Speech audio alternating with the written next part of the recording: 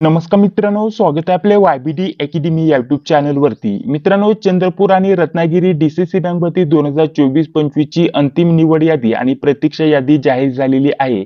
त्याबद्दल संपूर्ण माहिती आजच्या व्हिडिओच्या माध्यमाने आपण जाणून घेणार आहोत, तर त्यासाठी नक्कीच या व्हिडिओला पूर्ण बघा. तर चला जास्त व्हिडिओचा वेळ वाया न घालवता आपण या व्हिडिओला सुरुवात करत आहोत.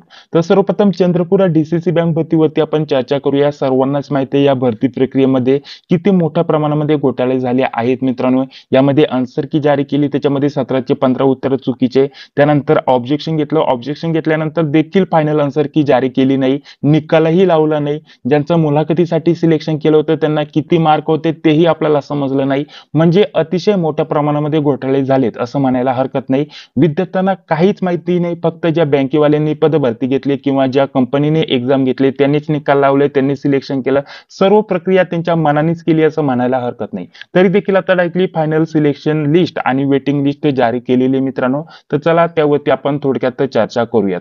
तर बघा, ऑफिशियल वेबसाईटला जर म्हटलं तर इथे डायरेक्टली ज्यांचं पण इथं सिलेक्शन झालंय त्यांची सिलेक्शन लिस्ट आणि त्यासोबत वेटिंग लिस्ट इथं जाहीर केलेली मित्रांनो, लिपिक आणि शिपाई दोन्ही पदांची. सर्वप्रथम दोन्ही लिस्ट मी इथं डाउनलोड करून इथं घेतलेल्या आहेत मित्रांनो, ज्या की तुम्ही इथं स्क्रीनवरती बघू शकता. आता यामध्ये जर विचार केला तर बघा, तुम्ही इथं स्क्रीनवरती बघू शकत आहेत 8 पेजेस मित्रांनो. यामध्ये जर म्हटलं तर इथपर्यंत इथं बघा शॉर्टलिस्टेड इथं म्हटलेले मित्रांनो. म्हणजे जे आपल्याला ही आता शिपाई या पदाची सर्वप्रथम मी इथं ओपन केलेली आहे. तर बघा, शेवटचा विद्यार्थी जर म्हटलं तर इथपर्यंत आहे, ठीक आहे, जे की तुम्ही इथं स्क्रीनवरती बघू शकता. आता या विद्यार्थ्याला किती मार्क होते, इथं परीक्षेला जर म्हटलं तर त्याला 67 मार्क होते अशा प्रकारचं इथं म्हटलेलं आहे, ठीक आहे. 67 मार्क. त्यानंतर मुलाखतीसाठी त्याला 4 मार्क, मुलाखत आणि डॉक्युमेंट व्हेरिफिकेशन याच्यासाठी 4 मार्क, आणि त्यानंतर टोटल त्याचे मार्क झाले 71, ठीक आहे. आणि त्यानंतर इथे पर्सेंटेज दिलेले आहेत. हे पर्सेंटेज आपल्याला कशाच्या वरती दिलेत, हे जे मार्क आहेत त्याच्यावरती पर्सेंटेज काढलेले आहेत 100 पैकी.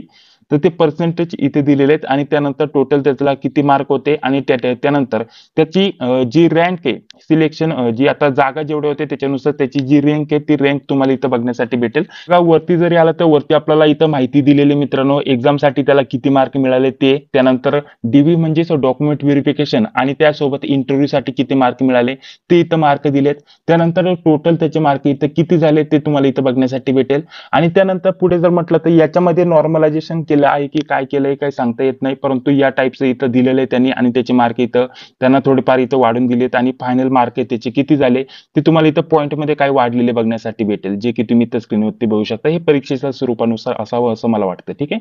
त्याच्यानुसार त्याचे फायनल मार्क किती होतात ते इथं दिलेले आहेत. आणि त्यानंतर त्याच्यानुसार जर विचार केला तर त्या विद्यार्थ्याचे टोटल मार्क किती होतात ते तुम्हाला इथं बघण्यासाठी भेटेल. त्याची रँक किती होते ते आपल्याला इथं बघण्यासाठी भेटेल, ठीक आहे. इथे आपल्याला टोटल त्याचं सिलेक्शन मार्क आणि त्यानंतर त्याची रँक वाईज इथं दिलेलं आहे. जसं की याचा 1 नंबर आला, त्याचं टोटल मार्क जर म्हटलं तर 81 मार्क आहे, ठीक आहे. याला जर म्हटलं तर फायनल मार्क इथं 86 पडले होते, ठीक आहे. 86 मार्क होते, परंतु इथे यांनी नॉर्मलायझेशन सारखं काहीतरी केलेलं आहे. त्याच्यानुसार जर म्हटलं तर त्याचे मार्क 81.57 झाले आणि त्याच्यानंतर त्याची दुसरी इथं रँक आली. या स्वरूपामध्ये इथं केलेलं आहे मित्रांनो. याच प्रकारे लिपिक या पदाचंही देखील आपल्याला बघण्यासाठी भेटेल. याचं सिलेक्शन झालेलं आहे, त्याचं हायएस्ट जर म्हटलं तर 82.75 आपल्याला बघण्यासाठी भेटेल. नंबर 1 रँकला हा विद्यार्थी. याचं नाव वगैरे बघू शकता, डेट ऑफ बर्थ, शिफ्टचा टायमिंग वगैरे, रोल नंबर वगैरे तुम्ही इथं बघू शकता. आणि त्यानंतर डायरेक्टली आता खाली घेतो, जिथपर्यंत सिलेक्शन झालेलं आहे तिथपर्यंत घेतो. खाली सर्व वेटिंग वाले विद्यार्थी आहेत बघा, हे सर्व वेटिंग वाले विद्यार्थी आहेत. वेटिंग लिस्टला आपल्याला इथं बघण्यासाठी भेटतील. आता इथपर्यंत जर म्हटलं तर 72.97 इथं क्लोज झालेले मित्रांनो. आणि टोटल जर म्हटलं तर लेखी परीक्षेला बघा, लेखी परीक्षेला 60च्या आसपास मार्क होते. त्यानंतर मुलाखतीला 3 मार्क. टोटल जर म्हटलं तर त्याचे झाले 62.13 त्याचे मार्क झाले. म्हणजे 62 वरती लेखी प्लस मुलाखतीचं मेरिट लागलेलं आहे, याचं आपल्याला असं म्हणायला हरकत नाही मित्रांनो, ठीक आहे. तर म्हणजे या स्वरूपामध्ये विद्यार्थ्यांना मार्क होते आणि त्याच्यानुसार जर बघितलं तर या विद्यार्थ्यांचं वरती विद्यार्थ्यांचं इथं सिलेक्शन झालेलं आहे. काही विद्यार्थ्यांचं असं देखील झालेलं आहे बघा. आता इथं 71 मार्क होते त्याला बघा, इथे 71 मार्क होते. मुलाखतीला जर म्हटलं तर बघा 71 मार्क वरतून मुलाखतीला त्याला 1.75, ठीक आहे, 1.75 त्याला पडले. टोटल त्याचे 72.75 मार्क झाले. आता इथं 72.75 टोटल मार्क झाले, परंतु इथं काहीतरी त्यांनी केलेलं आहे. हे काय केलेलं आहे त्यांची त्यांनाच माहिती. टोटल त्याची इथं इथपर्यंतच होते 72.75 आणि त्यानंतर त्याचं इथं वेटिंग लिस्टमध्ये नाव गेलेलं आहे. आता हा जो 71 वाला विद्यार्थी याचं सिलेक्शन झालं नाही, मात्र इथं बघा 59, ठीक आहे, 59, 58, त्यानंतर इथे 58 या विद्यार्थ्यांचं सिलेक्शन झालेलं आहे. याच्यावरून काय समजायचं म्हणजे किती मोठ्या प्रमाणामध्ये इथं कमी जास्त काय केलेलं आहे त्यांची त्यांनाच माहिती. 71 वाल्याचं सिलेक्शन झालं नाही आणि इथं 58-57 वाल्यांचं इथं सिलेक्शन झालंय. वरती जर बघितलं तर बघा 57, 58 अशा विद्यार्थ्यांना मार्क आहेत. इथं 71 वाल्याचं इथे सिलेक्शन केलं नाही. हा वेटिंगला गेलेला आहे. त्याच्यानंतर इथं बघा या स्वरूपामध्ये. तेव्हाच त्या विद्यार्थ्यांना मी बोललो होतो ऑलरेडी जर म्हटलं तर 2-3 व्हिडिओ आपण आपल्या चॅनलवरती अपलोड केले होतं. जरी तुम्हाला मुलाखतीसाठी बोलवलं असेल तर ज्याचं सिलेक्शन करायचं ते त्यांच्या हातात आहे, ते काहीही करू शकतात. तर त्याचप्रमाणे इथं घडलेलं आहे असं म्हणायला हरकत नाही मित्रांनो. तुम्हीच इथं एकदा ही जी लिस्ट आहे आपल्या ग्रुपवरती टाकून देतोय किंवा वेबसाईटला जाऊन तुम्ही चेकआउट करू शकता. कशा प्रकारे सिलेक्शन केलेलं आहे त्यांची त्यांनाच माहिती. आता हे नक्की काय केलेलं आहे इथं हे जे दिलेलं आहे ते ठीक आहे. ह्याच्यानुसार हे काय केलेलं आहे हे ते आपल्याला समजलेलं नाहीये मित्रांनो. आता हे काही नॉर्मलायझेशनची प्रक्रिया केली आहे का काही एक्झामचं पॅटर्ननुसार काही त्यांनी कमी जास्त केलंय ते त्यांनाच माहिती ठीक आहे. तर याच्यानुसार जर म्हटलं तर टोटल अशा स्वरूपामध्ये त्यांनी इथं लिस्ट जारी केलेली मित्रांनो बघा 61, 62 त्यानंतर 73, 72 या विद्यार्थ्यांचं इथे सिलेक्शन झालेलं आहे. बहुतेक जे विद्यार्थी आहेत ते वेटिंग मध्ये जर म्हटलं तर त्यांना देखील चांगले चांगले मार्क आहे. इथं बघा 70 वाला विद्यार्थी आहे ठीक आहे.